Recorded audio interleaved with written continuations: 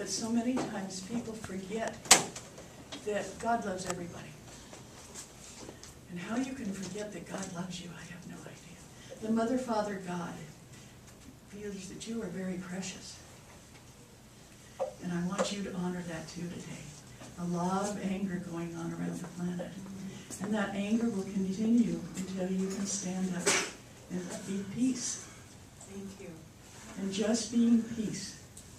And if you don't want to say anything, you don't have to. Quite often you're the strongest person is the one that stays quiet. Okay?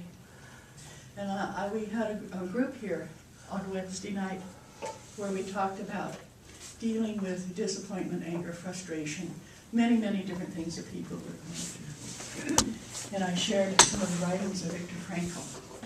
And Viktor Frankl survived the Holocaust, and he was a psychologist. And he said that the people that survived were the people who got out and did something positive. They never gave up hope.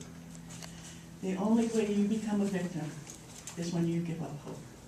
So let's all feel today that hope is there, and all we need to do is stand in our space, let the energy flow through us, and be a beacon of hope and peace. Okay. Oh, we have a wonderful speaker today. And I met this man. We had a date, didn't we, Richard? I had a lot of old palmistry books, and I didn't know what to do with them. I didn't want to trash them. I wasn't having much luck selling them. But some of them were as old as 1890, and they were all about palmistry. Some were older. Some were older, thank you, Richard. And I got these from Teddy Naraki. Many of you remember Teddy. If you ever went to a psychic fair, she had a hand that was shaped as a chair. And you would sit there and get a hand reading from her. And when she passed, her husband donated her library to CCL. Wow. And so we've had all these rare books. And we had people look and see how much money they could get for them to feed CCL. And it wasn't working because we could get $5, but then we had to pay for shipping. And then we had to take care of and figuring out how many other books we had, and on and on and on. And so I was reaching despair. And Richard, I forget, who told me about you? Michael Berry. Michael Berry, and many of you know Michael, said, well, why don't you call Richard Unger? I said, okay, who is he? You know, I'll take your word for this. He's really renowned as one of the greatest palmists and teachers, and he even has a school that teaches palmistry. So I called him and told him about the books, and he was interested. And then we were getting into the end, and I called him and said, well, if you don't come down and look at the books, they're going to Savers. Well, he was down, the next day? That day, all the way from Sausalito. And so I called Corky. I said, we have a man who's really interested in the books. And that's all we were looking for, was somebody who would share the excitement and the joy of these books. I mean, you pick one up and you can feel its energy. It is that old. And I don't know how many of you love books, but I truly do. And I didn't want to have to get rid of them any other way. And a lot of people were kind of eyeing them, saying, well, I could give you, 50 cents for it. No, I don't think so. Because you don't know anything and you're not that interested. Okay, so that's what happened. That's where the rare books from our library went, was to Richard Unger. He came down with his wife and his beautiful poodle. He had a standard white poodle that I think we all fell in love with. What's your poodle's name? Banjo. Banjo, and his wife sings Alana. And they came down and we sat in the library and we talked. And he told us about every book and the author and what they had done. Even those that were shams. I mean, they really didn't know anything, but they wrote a book anyway. We know a few people like that. and I called Courtney. I said, I got a date with this guy. She said, who is he? And I told her, she said, I'll be there. You were going to work that day, if I remember correctly. Yeah, I wanted to see him. You wanted to see him. You wanted to meet him. He sounded so interesting. And I know you are all going to be just as enthralled as I was by this wonderful man, Richard Unger.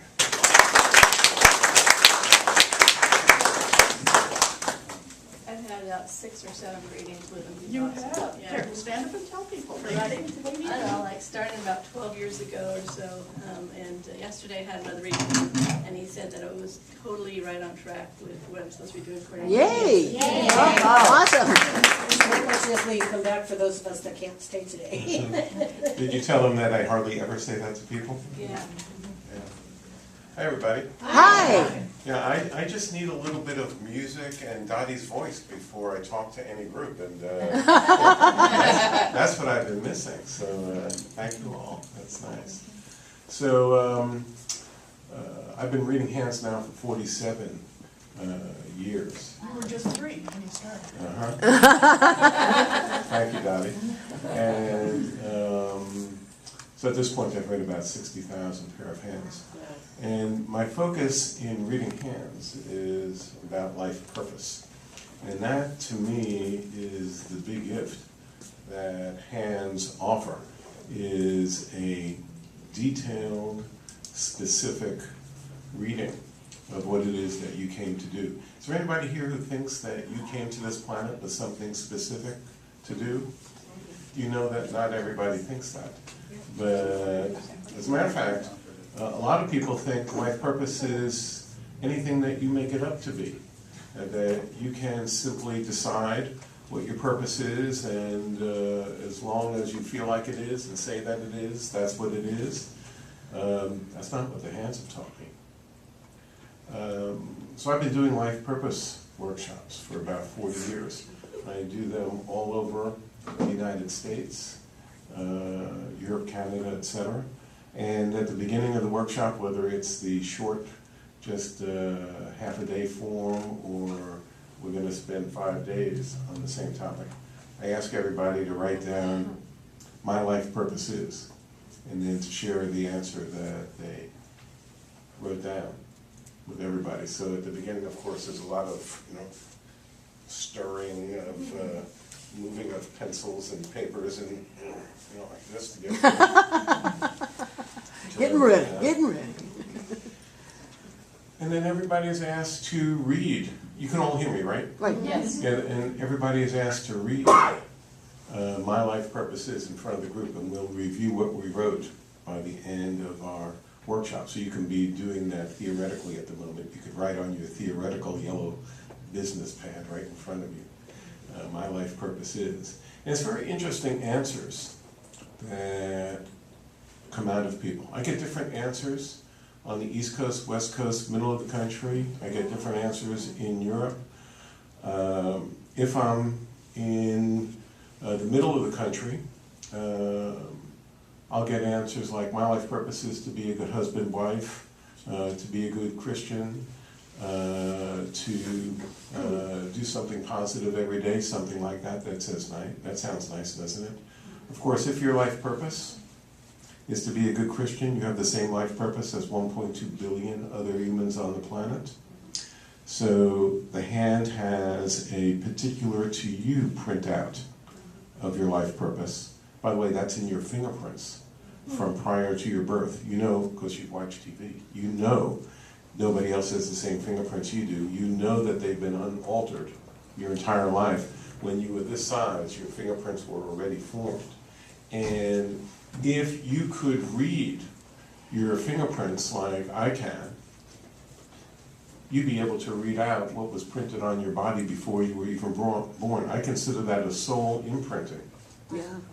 And I'll talk more about that in just a few seconds.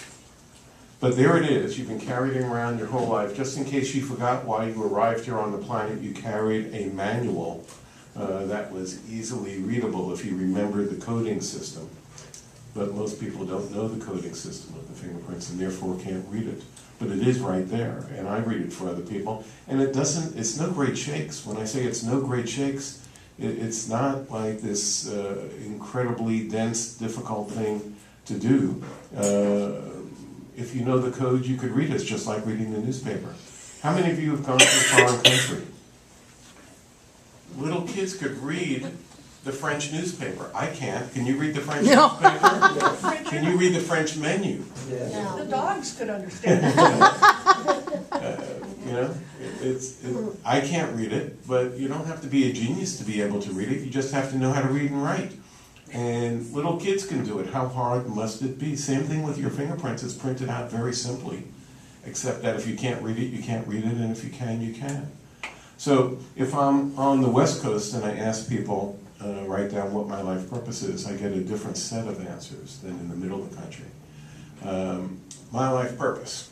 My life purpose is to grow, to serve, to evolve, to dance in the light of being and creation, and to connect with all animals and flora and fauna, big and small, and to dance the light of love, you know, like that. And there's usually some... Okay, California. I was thinking that can't be Middle America. No, that's the California answer. Yeah.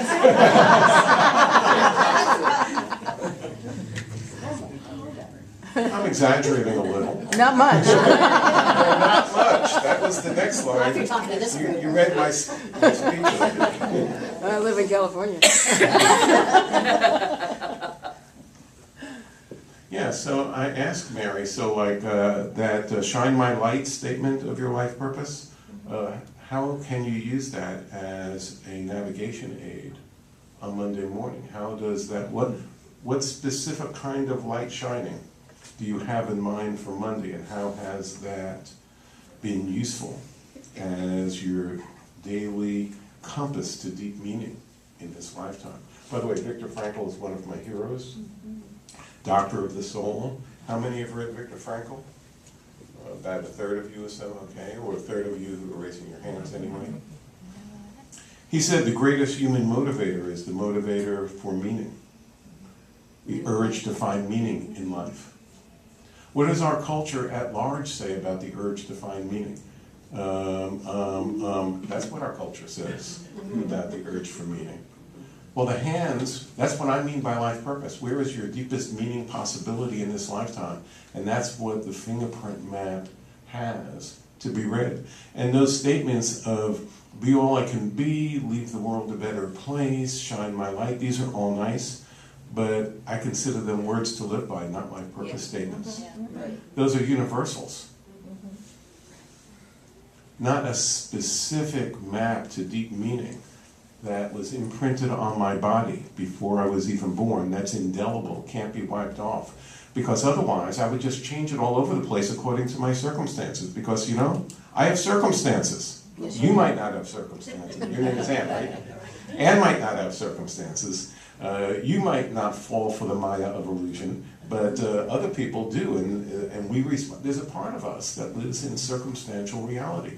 And as we need to. I mean, I got here by car. I drove from Sausalito. If my car wasn't working, I don't know how I would have gotten here. I have rent to pay. You probably have rent to pay, etc., etc. I live in now time. You know, and last year was last year for that part of me. But my fingerprint self is a different, it has a different calculus. Again, I consider that a map to my soul psychology, and yours. You carry one as well. By the way, on the East Coast, I get a different set of answers. You can be imagining, but I'll tell you. On the East Coast, I'll get somebody stand up and say, my life purpose is to go public with my company before I'm age 40, to have $10 million in the bank, and to be able to retire, canoe the entire Yukon River before I'm, you know. That's how they laugh when I tell them about the California.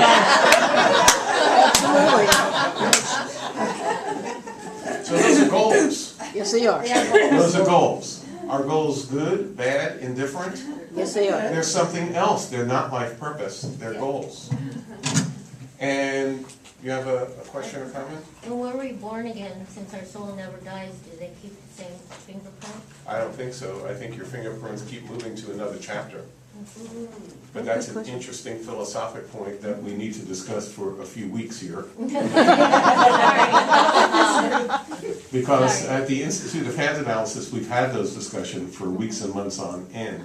And we go down interesting corridors of thought and sharing about what brings meaning to life. Currently in California, by the way, you know, I've been teaching life purpose workshops for decades, and to me it was one of the last taboos. Nobody talked about life purpose until Oprah, bless her heart, did a show on life purpose, and then the cat was out of the bag. This is about 13 years ago now. And there's books all over the place about life purpose. But I've read those books, none of them have anything to do with life purpose, not in the way I'm using the word, the search for deeper meaning. The search for your spiritual core and living your life from that core presence specific to you. Not the generic statement about being true to yourself, being true to what self, how, where, when, what, a specific compass to deeper meaning that you've been carrying around with you your whole life. You just probably didn't know you had it coded in a way that it was right in front of you this whole time.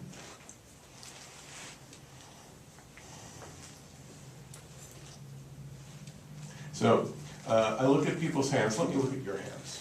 Go like this. This has nothing to do with hand reading. I just like to watch people do it.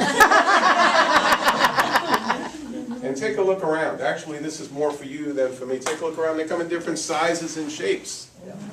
Some people have their thumb sticking all the way out. Some people have their thumb closer in. That's an out thumb. You've got an outie.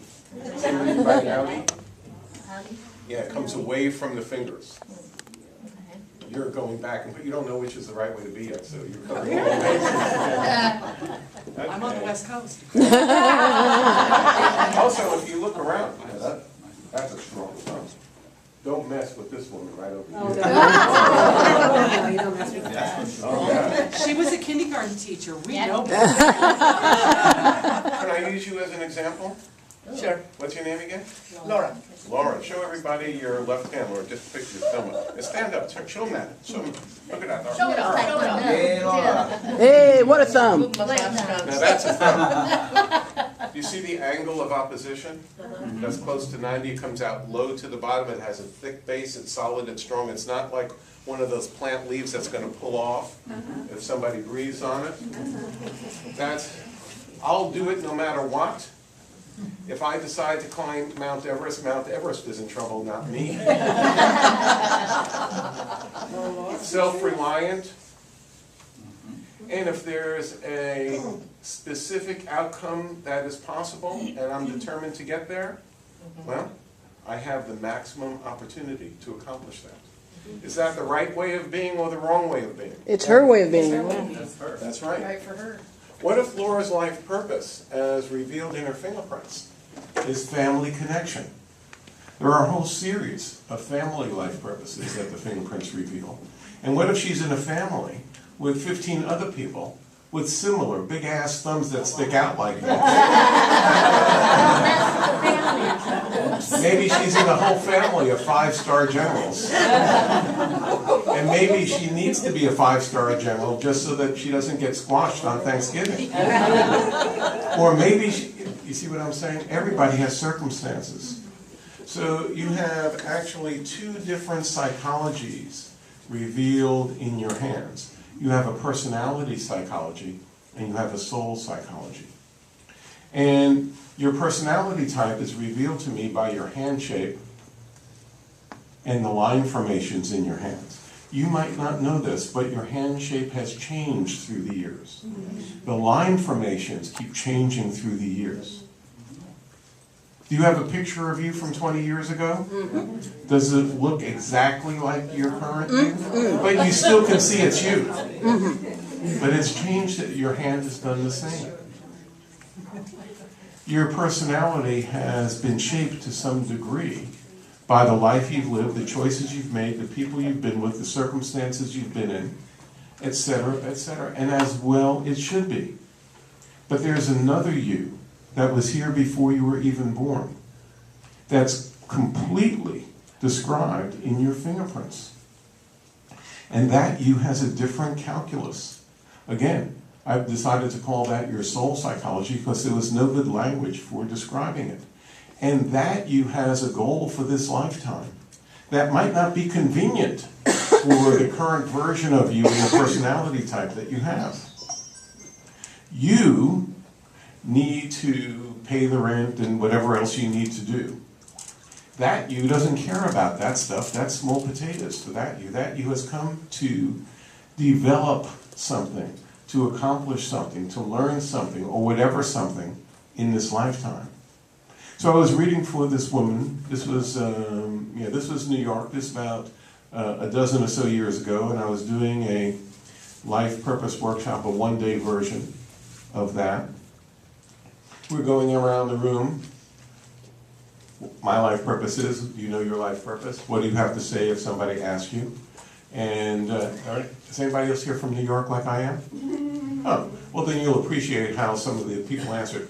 Well, if I knew my life purpose, I wouldn't be here today, and you better tell it to me, and it better be right. I said, oh, I'm home again.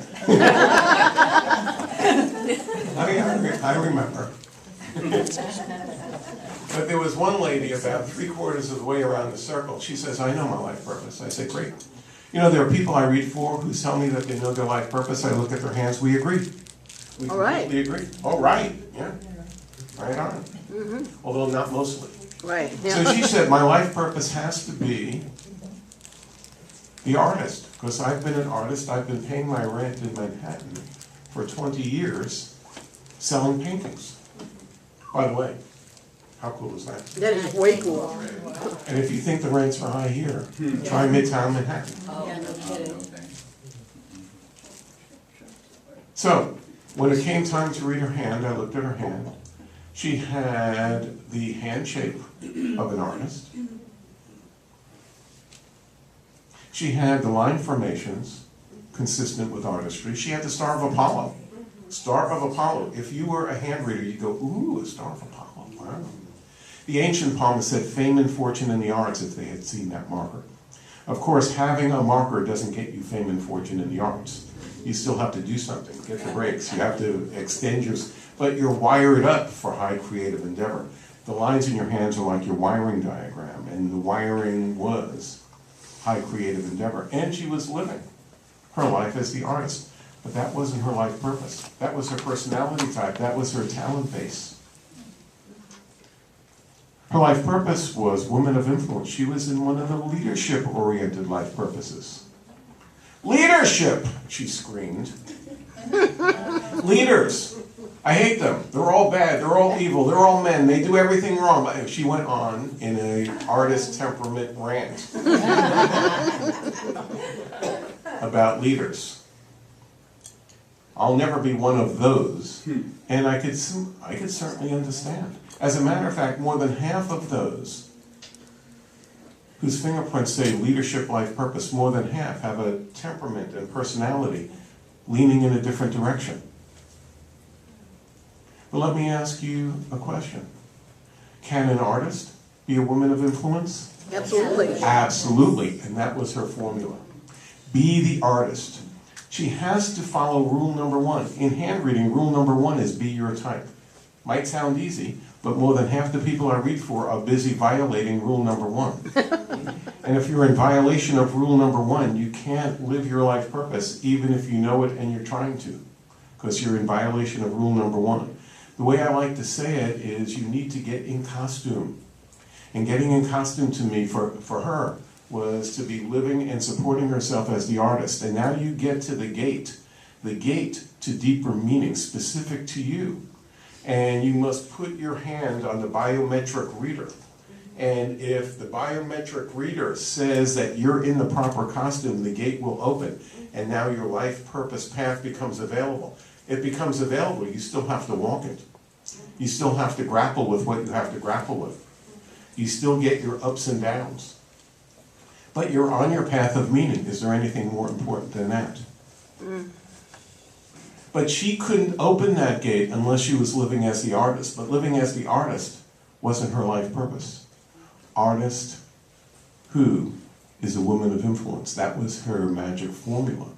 So she went grumble, grumble, grumble, grumble, grumble. And I didn't tell her what she needed to do. What I said was, you're going to notice things different this week. Your cat's out of the bag. Your genie can't get back in the bottle. You've just been told what your life purpose is. You're going to hear how often people are asking you to lead them. This next week, you're not going to be able to not notice that. Harumph. As she started to consider what had happened the prior week and weeks before that. Knowing your life purpose means that you're more likely to notice it as it knocks on your door everywhere because it's everywhere. Your life purpose has been following you around and knocking on your door your whole life, and you've either been answering its call or not, with some sort of yo-yo in between thing. You'll be noticing, I suggested to her, how you accept roles of leadership or avoid them. You'll notice how often they come your way. It's as if you're wearing a hat that says, I'll take charge, follow me, and people are acting as if they're expecting that out of you, and there you are saying, no, I don't want to do it, leader's bad, I hate them. Don't count on me. Why don't I like leadership then? If you're telling me this is my life, why don't I like it? I go, that part of you doesn't care if you like it. That's where your exalted destiny lies. Harumph. Should repeat it. But it was a different harumph as it started to sink in. So I never tell people what they need to do, because telling people what they need to do doesn't usually engender a positive response from humans. But if I had been sitting on that woman's shoulder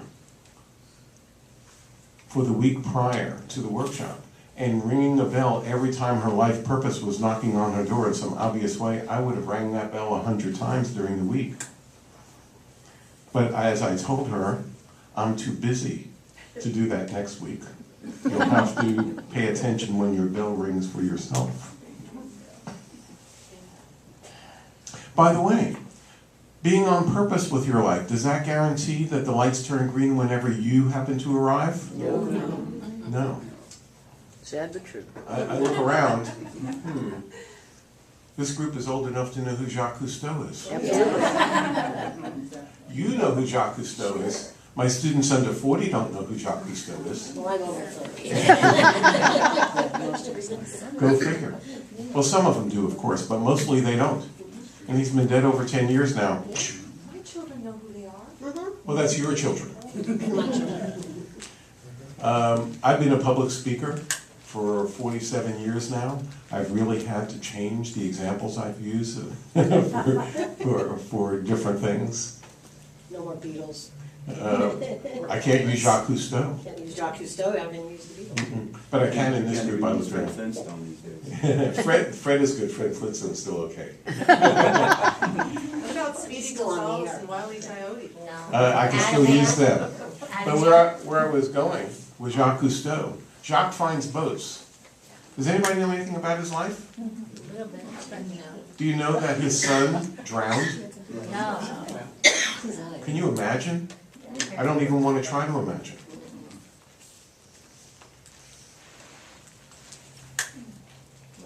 So just because he finds boats.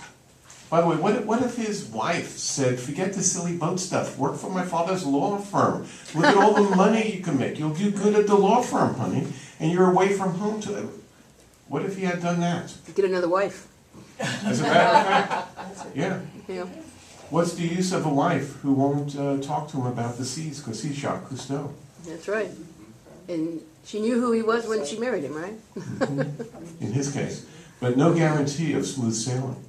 And when he gets to the gates of heaven, however you interpret that phrase, there'll be other mariners there with tougher stories. Are you kidding? I had to invent sailing. You had it easy. You had motors in your day. I piloted the Titanic. Yeah. All I'm saying is that there's a map that you carry with you. A map to your soul psychology.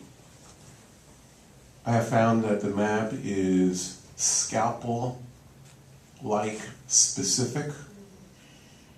I've taught the reading of that map to close to 1,000 people at this point. They find the same as they read for people. About a third of those people are therapists, counselors, readers. They find that the fingerprint map also is as specific and accurate as I say that it is. And I'll be around this afternoon from 1:30 to 3, right? 1, 2, sometimes Well, I'm not leaving, so I'm around all afternoon. I'll be looking at people's hands, and I'll be doing it in a circle. I'll be doing it out loud in front of the group. I'll tell you what I see, and as I do that, I'll take other issues that I see in your hand that are universal issues, and I'll bring them forward for all of us to consider. And I will, as best as possible, name your life purpose for you to chew on, get happy about, kick the floor about, or whatever as the case may be.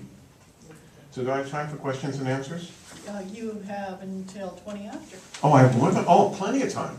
Does anybody want to ask me anything? I'm gonna check, I'm gonna go around this way, yeah. So, if someone has a lot of scars on their hands for whatever reason, does that make it harder to read their hands? Tell me your name, please. Dean. Dean. Dean asked about scars. Can you all hear Dean when he was asking? Yeah. Okay. So, I started looking hands and I started to notice that there were scars on people's hands. And I started to notice that the scars seemed to be in very interesting places, it seemed. After about 8,000 pair of hands, I gave up dismissing the scars on people's hands. I really was a tough case. And the one that put me over the top was a woman who came in, and the part of her hand that would be associated with the heart chakra had stitches just recently removed that day and looked raw, like bloody raw, and her heart chakra had been stitched up but was still bloody raw. And I told her if this meant anything palmistically, it would mean that her heart was all bleeding all over the place and it just barely got stitched up in time for you to get here, and look at how it looks, it's wrong. And then she tearfully told me the story of her rough divorce. I said, okay, I give up. I give up. I'm going to count scars as if they came from the inside out. Now think of the implications thereof. Oh boy. I've had a lot of thought about the implications thereof. Think about this. You fall off a bicycle, you land on a piece of glass. The glass puts a scar 1/8 of an inch outside your lifeline. It could have put a scar on your lifeline or inside, but 1/8 of an inch outside. Outside it carries this meaning, on the line it carries that meaning, inside it carries a completely different meaning, and you have that scar for the rest of your life, gotten at age, whatever. So as you're falling off the bicycle, are there like guardian angels moving the piece of glass, watching your trajectory and slow? No, they're moving to you. They're moving, okay. Whatever. Whatever. However that works. The paperwork on this must be enormous. Nonetheless, I believe completely that the scars on a person's hands have meaning. And the lines in the hand seem to come up to it and veer away. How did the lines know how to do that? There are other scars occasionally that look anomalous, but mostly they don't. They look like they belong there. And again, when I interpret them as if they came from the inside out, not the outside in, I find it very accurate. I'll go on with that just a little bit. So I was doing a reading for this woman, and she opens up her hands, and a cute little spider starts walking across her hand. I've never had that happen. For real? A spider. Oh my God. What? Yes, for real. I would have passed out. I was What is passed out too. It was more like a ladybug-sized creature. I would have, well, I wouldn't have died. I just would have passed out. Well, you weren't my readee that day, and you didn't have her story. Right So on. the spider was walking across the part of the hand that is the zone of ambition. And so, I went into my palmistry strategy room thinking spiders, what are the, power animal things with spiders and zone of, whatever. And instead of, I got a mishmash of answers as I checked intuitively within myself. So I asked her if the spider held any significance for her. Remember, I haven't started the reading yet. Actually, I'm in the reading. I just haven't spoken yet about what's in her hands. And she said, oh, the spider, of course, that's my power animal, she said. I'm a shamanic weaver. She wove things. She would spend time with you, and then she would do a weaving, and eventually one of them graced my wall. How cool. She did one-of-a-kind shamanic weaving. The reason she came in for a reading was she was a single mom. She was working 12 hours a day as a waitress to pay the rent, and she couldn't get to her weaving where she wanted to live. And her reading begins with her power animal walking across the zone of ambition. Wow. I don't need to do the reading. The spiders will do the reading for me. Wow.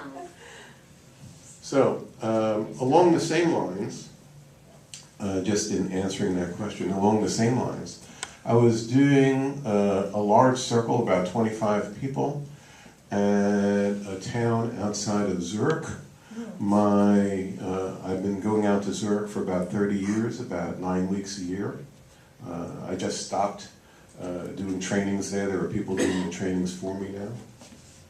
And my favorite translator was with me, somebody I've done workshops with, a therapist, and somebody who knew hands, knew my language, and knew English and Swiss German. So there was a lady in the back area who was sitting kind of weird, and her eyes were moving all over the place. And, okay, so I did a little talk, and then I'm starting to do the readings. And just before I read for her, has anybody spent any time in Switzerland? Okay. I read for a very Germanic, strict-looking... Big Swiss lady, she's German. Yes. Inga. Yeah. And she brings her daughter, her 28-year-old daughter, sits her next to her. She sits down for her reading, and she says, "This is my daughter."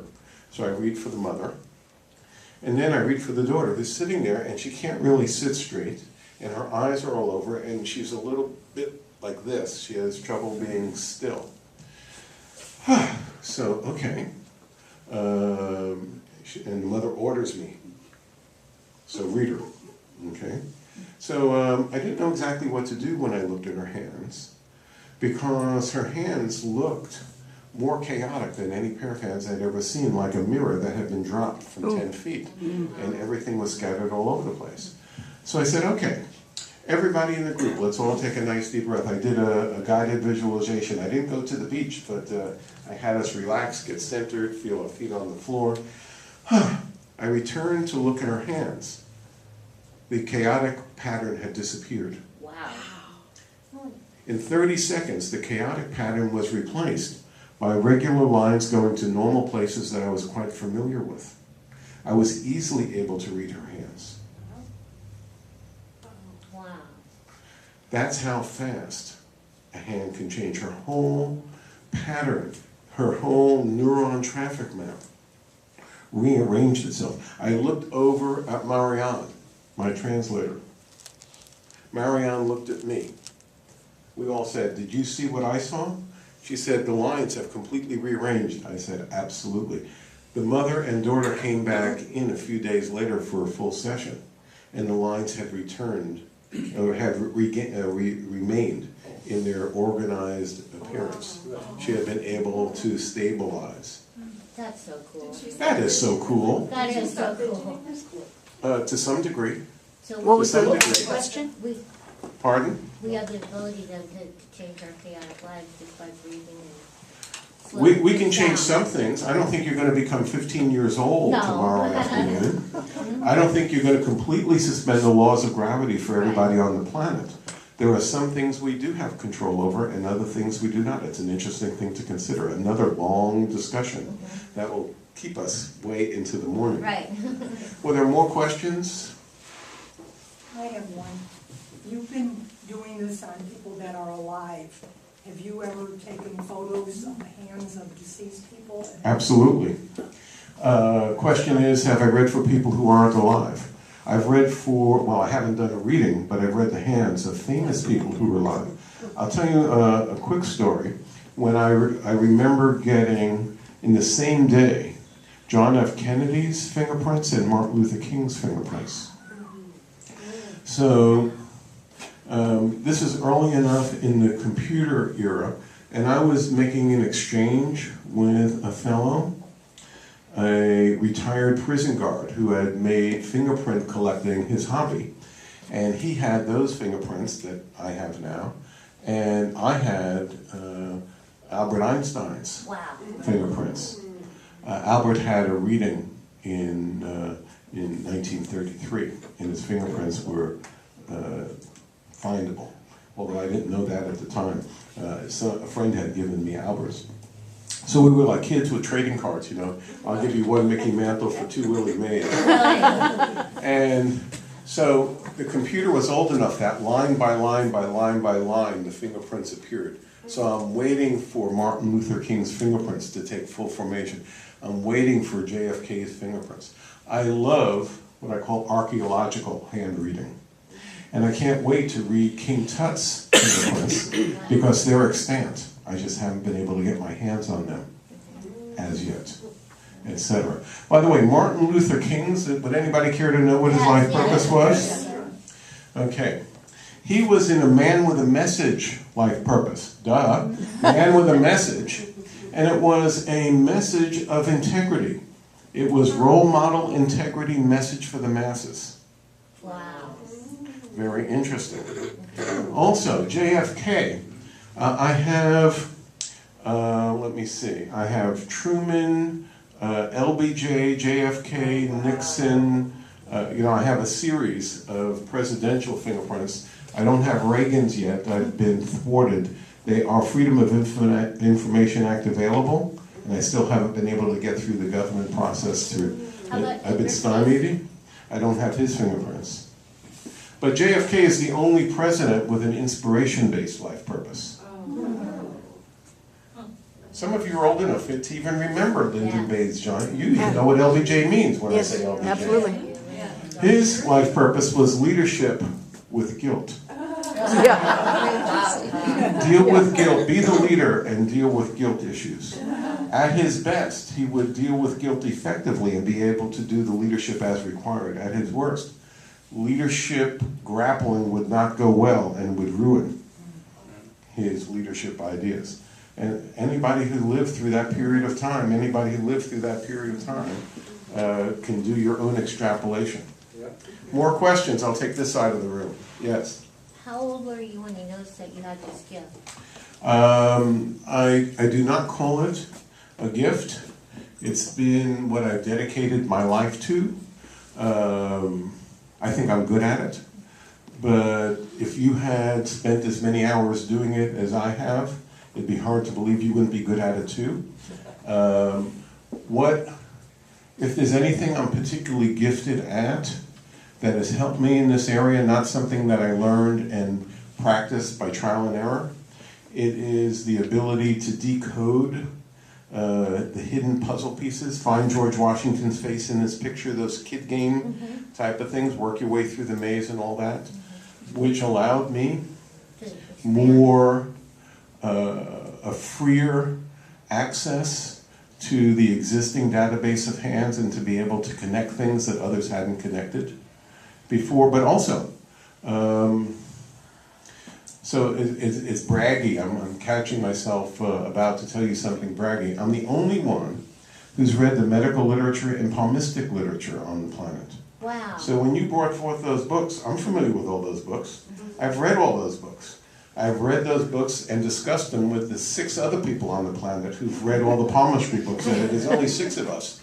People who've been reading hands their whole lives aren't interested. They've read 2 or 3 books. Nobody reads books anymore. But I'm a bookophile. I've read all those books, and the good ones I've read multiple times.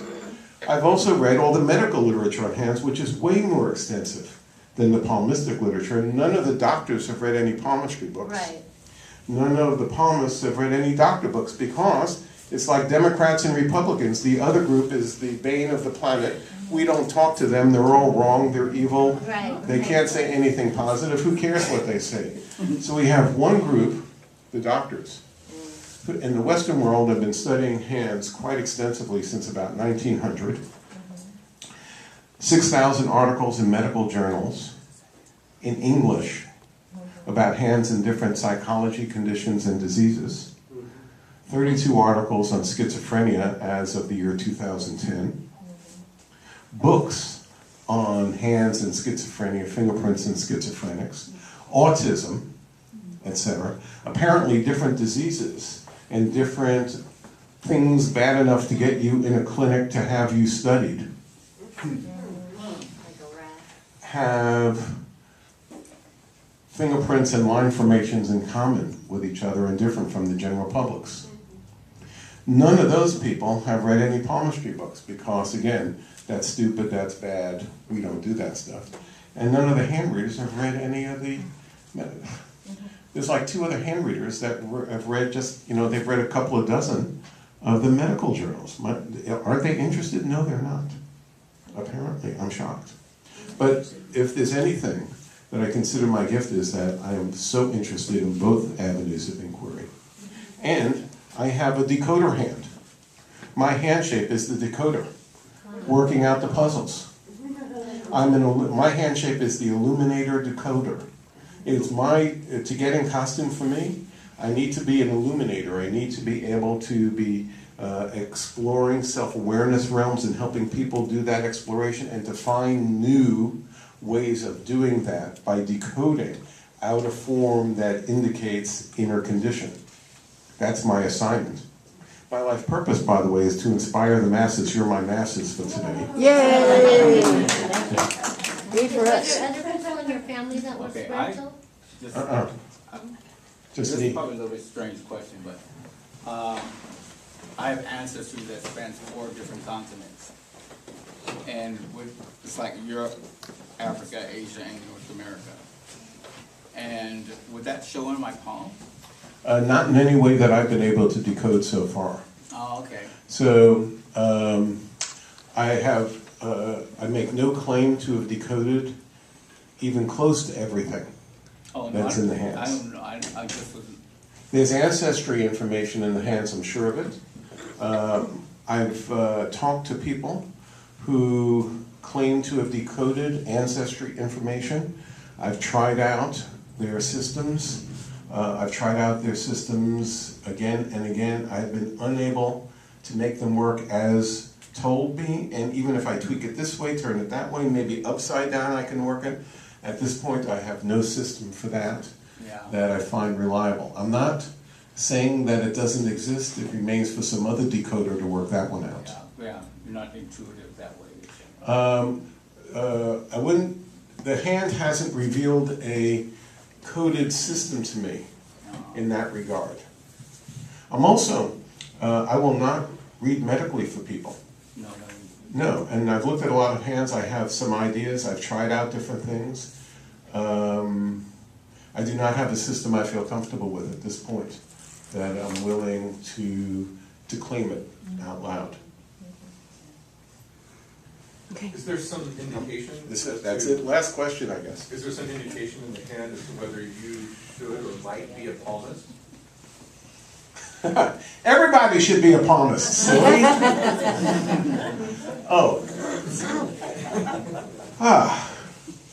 There's a marking in the hand that is super common in my students, not particularly common in the general population. I've named it the gifted healer. In the old palmistry, people would have that would become either doctors or nurses, according to the ancient hand readers. Nurses for females, doctors for males, according to the ancient writings. And in the 70s, my girlfriend was a nurse, a psychiatric nurse. That means a lot of my social life was with doctors and nurses. So of course I read their hands. And I found that about 10% of them or so had that marking. And when my sample size grew far, extensive enough, I could see that it wasn't the surgeons who had that marking and it wasn't the technicians. It was the people who spent time with other human beings and were there for them in a way that gifted healer is the appropriate renaming of the marker that in the old palmistry books was called the medical stigmata. So having that marker is a clue, but there's a lot of other ways a person can use their therapeutic insight and healership besides reading hands, but it would be good to have that one as a starting point for the toolkit. And Richard? I've gotten the time limit thing. Yes, and before you are done here, I would like for you to talk about your workshop next weekend. Thank you, my workshop next weekend. So Todd Zimmerman, who says he knows you guys. Yes. So some of you might know Todd. Todd and I have been friends for 28 years. He taught me scuba diving, and I taught him how to read hands. Cool. Fair. very similar things. And I've done a bunch of workshops with Todd through the years, and I'm doing a workshop with Todd next weekend because it's fun to work with him. And working with Todd multiplies what I can accomplish by looking at somebody's hands. He'll be doing drumming, he'll be doing shamanic drumming, shamanic journeying. I'll be doing hand reading, and You'll be doing something will happen. Where will you be doing it? Here! Oh, here. That's why we're announcing it. It's here! It's here next Saturday and Sunday.